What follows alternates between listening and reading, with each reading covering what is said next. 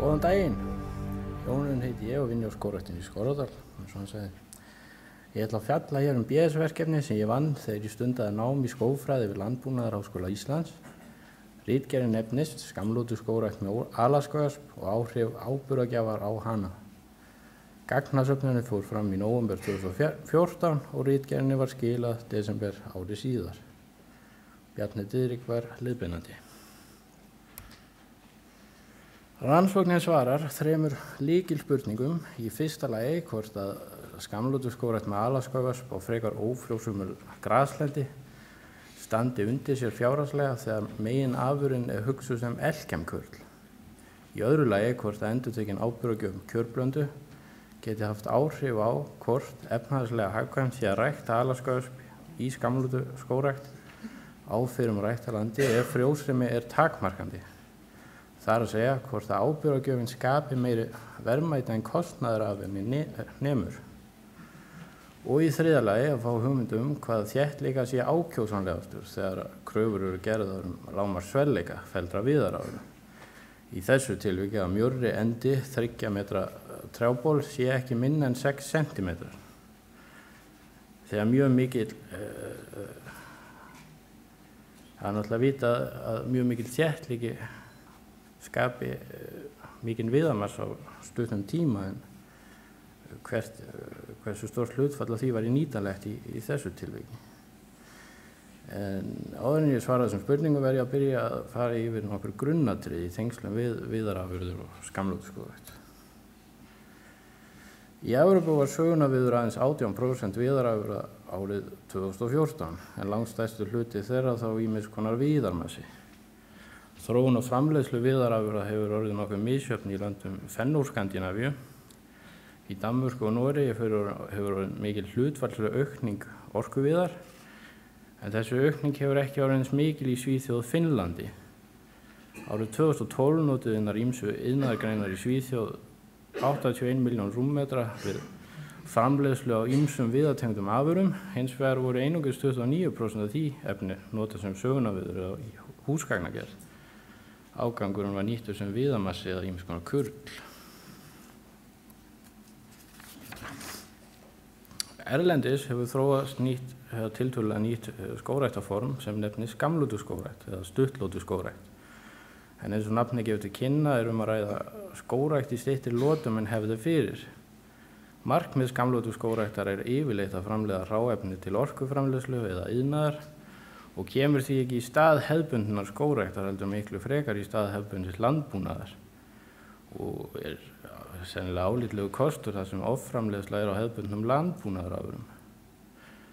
Vaxtargeta úr hefðbundinni skógrækt takmarkast ofta ýmsum lífrænum og ólífrænum þáttum á borð við vatns- og næringarefnahringrás, samkeppni við annan gróður, efnahagslegi þættir og svo framvegis. En í skammlótu skógrækt hins vegar reynt að minnka eða komast hjá flestum af þessum takmarkandi þáttum og til dæmis framræðsla og áburðargjöf algengar aðgerðir svo lengi sem það borgar sig efnahagslega og vistfræðilega. Samkeppnisgróður einnig yfirleitt fjarlægð við endurnýjun skóganna og trjákynbætur markvisst nýttar með tilliti til aukins vaxtar, næringarefnanotkunar og sjúkdómsþols. Rannsóknir erlendis benda til þess að hægt sé að stunda skammlótu skógrækt á talsvert norðlægari slóðum en áður var talið. Plöntuval og aðferðir geta verið töluvert frábrugðnar milli landa og ræktunin getur verið algjörlega vélvædd. Aspar og víðitegundir algengar í skammlótu skógrækt á norðlægari slóðum en nær miðbaug hægt að nota tegundir á borð við eukalyptus. Árið 1989 samþykkti ríkisstjórn Íslands svonefnt innviðarverkefni sem var rannsókna- og þróunarverkefni á vegum rannsóknastöðvar skógræktar ríkisins að Mógilsá. Tilgangur verkefnisins snerist það að rannsaka asparskógrækt með tilliti til innviðarþarfar, járnblendisverksmiðjunar og grundartanga. Það er að segja skógrækt þar sem fyrst og fremst var stefnt að framleiðslu viðarkulls. Stærsta rannsóknarsvæði verkefnisins í Sandlækjarmýri en þar liggur 17 hektara tilraunasvæði og 68 hektara innviðarskógur sem stærsti samfelldi asparskógur landsins. Margir smærri reitir eru víða land frá þessum tíma, þar á meðal stór tilraunarskógur í Gunnarsholti þar sem Rannsóknir hafa mest snúist lífeðlisfræðilega vaxtarvistfræði alaskaspar og efnahringrásir. En niðurstöðurnar sem koma fram síðar í þessu erindi eru þaðan. Ræktarar skógarlandsins eru enn ungir árum og fóru ekki að gefa af sér umtalsverðar afurðir fyrir allra síðustu árum. Lengstum var það eldiviðarframleiðsla úr íslensku birki sem var megamest og það er í rauninni ekki fyrr en í kringum árið 2005 sem að viðarafurðir úr ræktum skógum með innfluttum tegundum fóru fram úr viðarnytjum úr birkiskógunum. Viðarvöxtur ræktuðu skógana hefur aukist gríðarlega undanfarna áratugi og árlegur viðarvöxtur jókst meira en 50% af landsvísu milli 1990 og 2005. Þrátt fyrir þessa miklu aukningu í magni standandi viðar var hlutfallsleg nýting mjög takmörkuð á þessum tíma, eða innan við prósenti og var lægsta nýtingarhlutfall Evrópu. Samkvæmt íslenskri skógarúttekt jókst magn íslenskra viðarafurða á markaði úr 230 rúmmetrum árið 1990, 281 rúmmetrar árið 2000, 621 rúmmetrar 2005 og komum upp í 1227 rúmmetra árið 2008. Það lítur því út fyrir að efnahagshrunið 2008 hafi meðal annars stuðlað að stóraukinni nýtingu innlendra viðarafurða. Í júlí 2009 var undirritaður samningur milli Skógræktar ríkisins og Elkem Ísland tilraunaverkefni í sambandi við kaup Elkem á 1000 tonnum af grísunaviði frá skógræktinni. Í verkefninu var fest viðarköll notað í stað jarðefnaeldsneyta sem kolefnisgjafa í járnblendisverksmiðjunni. Í maí 2014 átti skógræktin 1400 rúmmetra af grísunaviði til Elkem og var þessi eina afhending meira viðarvegniselt var á marka öllu landinu árið 2008.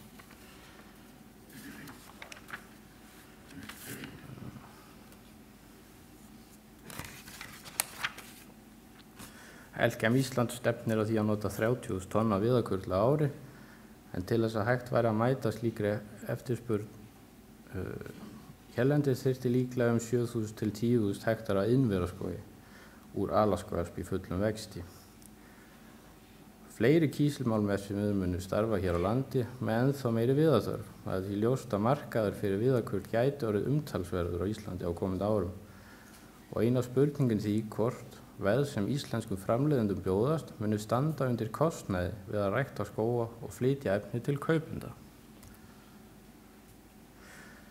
Rannsóknir fór fram í tilraunaskóginum í Gunnarsholti sem gróðursettur var með einum klóni af alaskógasp, Iðunn, sumarið 1990 í þéttleikanum 10.000 tré á hektara. Tilraunin snerist upphaflega rannsóknir á umhverfisbreytingum og orkuflæði við framvindu amsbarskógar á Berangri. Svæðið sem tilraunaskógurinn þekur 14,4 hektarar af flatarmáli, jarðvegurinn djúpur og jarðvinnsla fólst aðallega í því að þökuskera svæðið. Í maí 2004 var lögð út reitatilraun í skóginum með 25 metra sinnum 25 metra tilraunarreitum, alls 24 reitir, sem settir voru upp í randomized blokk, þar sem helmingurinn fekk árlega áburðargjöf með svokallaðri kjörblöndu stein- og snefilefna, merkt AB á myndinni, en hinn var óáborinn nefnt Ó. Þéttleiki trjáa í reitunum var svo ýmist hafður óbreyttur í 10.000 tré á hektara, minnkaður niður í 5.000 tré á hektara eða minnkaður niður í 2.000 tré á hektara, sem líklega sá þéttleiki sem notaður væri í fjölnýtisskógrækt með ösp. Þegar ég mæli reiti með að þeir fengi mismunandi meðferðir í 11 ár, í þessari rannsókn var hver reitur mældur einu sinni með hringlaga mæliflöt í miðju reitarins. Öll tré í mæliflötunum þvermálsmæld og 6 tré í hverjum mæliflöti hæðamæld. Þvermál í 3 metra hæð, trésins var metið með mjólkunarfalli sem aðlagður fyrir lerki hérlendis.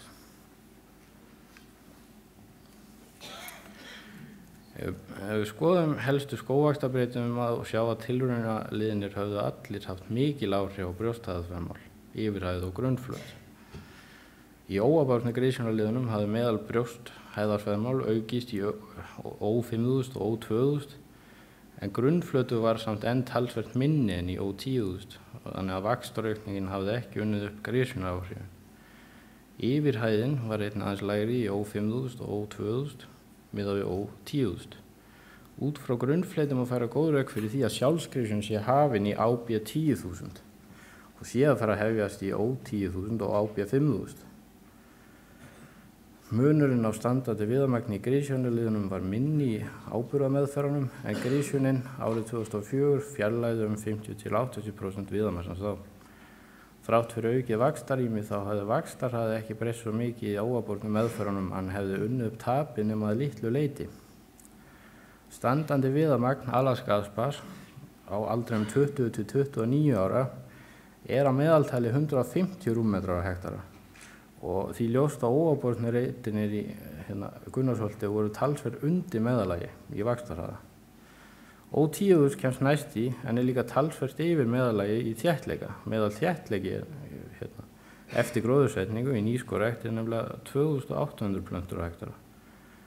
Vaxtarskilyrðin í tilraunaskóginum eru því greinilega erfið og gætu aldrei mætt viðandi standandi viðarmagn á 30 árum til að mæta skilgreiningu á skamlotuskórækt. Ekki án þess að kæmi til inngripa sem auka vaxtarhraðan. Ábornu meðferðirnar stóðu sem mun betur og mældust AB10.000 og AB5.000 langt yfir meðalagi og meðan að AB2.000 var enn undir meðalagi. Ljóst að árlega áburðargjöf getur haft afgerandi áhrif þegar á að koma vexti Alaska-aspar á skrið þar sem næringarefnaskortur er að hamla vexti hennar og tryggja og nái viðunandi standandi viðamagni á hennar við 30 árum. Niðurstöðurnar sýna jafnframt að 11 ára áburðarmeðferðina höfðu aukið bolvöðuvöxt AB10.000 og AB5.000 það mikið á 25 árum eftir gróðursetningu að þær náðu vel því standandi viðamagni sem stefnt væri að með skamlotuskórækt. Mikill munur var á hlutfalli nýtanlegs bolviðar með tilliti til þess að ná lágmarksþvermáli upp á 6 cm í 3 metra hæð. Hlutfall nýtanlegs bolviðar var í þessu samhengi minnst í Ó10.000 en fyrir 3 metra langa boli voru aðeins 27% bolrúmmálsins nýtanleg. Hlutfall nýtanlegs bolviðar fyrir óábornu grisjureitina Ó5.000 og Ó2.000 var skárra. Við áburðargjöf jókst nýtanlegt bolviðarmagn í öllum tilvikum gífurlega miðað við óábornu reitina. Fyrir 3 metra lengd jókst hlutfallið helming óháð þéttleika. Það er því ljóst að þótt mesti rúmmálsvöxturinn væri í mesta þéttleikanum var nýtingarhlutfallið einnig þar verst með tilliti til Elkem-kurls. Þéttleikanir 10.000 tré á hektara voru einungis að skila af sér svipuðu nýtanlegu magni á 5.000 tré á hektara reitinir. Í rannsókninni voru teknir saman áætlaðir kostnaðarliðir og bornir saman við líklegar tekjur fyrir Elkem-kurl. Og þótt að í einhverjum tilvikum mætti fá út jákvæðar nettótekjur var engin meðferð sem skilaði jákvæðu hreinu núvirði miðað við 3,5% ávaxtunarkröfu. Þetta sýndi í raun að tilraunaskógurinn í Gunnarsholti var ekki enn viðunandi fjárfesting miðað við þá ávaxtunarkröfu. Tapið fylgdi þéttleikanum þannig að minnsta tapið var að finna í minnsta þéttleikanum. En áburðargjöfin hafði jákvæð áhrif þannig að minna tap var að finna í áburðarmeðferð miðað við sambærilega óáborna meðferð. Ef við svörum spurningunum sem komið fram í byrjun, þá er í fyrsta lagi ljóst að skamlotuskórækt með Alaska-asp standi ekki undir sér á frekar ófrjósömu graslendi. Í öðru lagi má segja að endurtekin áburðargjöf með kjörblöndu getur greinilega haft áhrif á hvort efnahagslega hagkvæmt sé að rækta Alaska-asp í skamlotuskórækt á fyrrum ræktarlandi ef frjósemi er takmarkandi. Og í þriðja lagi að mikill þéttleiki plantna er greinilega óhentugur þegar kröfur eru gerðar varðandi lágmarksvelleika felldra viðarafurða. Greinilegt er að ekki er hægt að stunda skamlotuskórækt á rýru landi án áburðar hjálpar. Ekki má gleyma því að kostnaðarliðirnir gjörbreytast í seinni lotuna þegar nýr skógur myndast úr asparteinungum. Þá hverfa margir kostnaðarliðir eins og plöntukostnaður og jarðvinnsla en nýjir kostnaðarliðir taka væntanlega við til dæmis að tryggja að endurvöxturinn myndi einstofna boli. Það stendur líka eftir mikið svigrúm til að ég myndi segja að það standa eftir mikið svigrúm til að hagræða kostnaðarliðum og líka hvetja ennþá meiri viðarvöxt til dæmis með kynbótum. reglulega ekki af þetta.